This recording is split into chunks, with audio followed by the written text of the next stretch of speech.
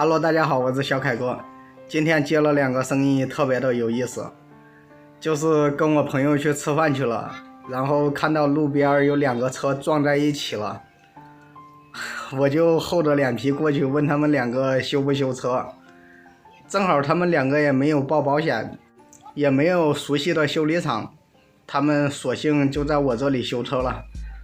给大家看一下他们2个的车。大家看一下，就是这2个车，一个高尔夫，一个比亚迪元。说实话，2个车看上去都挺好看的。他们的车当时就这样放着，然后就是这个高尔夫拐弯的时候拐得太急了，然后蹭到这个比亚迪了。高尔夫的这里蹭了2个凹痕，然后这个比亚迪这里蹭掉了一点漆。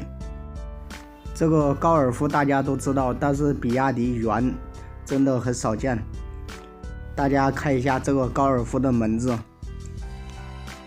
被蹭了一个很大的凹痕，门子已经严重变形了。修车钱由这个高尔夫出，他这个高尔夫修一下也就200块钱，一个门子整喷。它这个凹痕还好，从里面一推基本上都能推得出来。然后这边这个比亚迪元，它这个前边这些黑色的是可以擦掉的。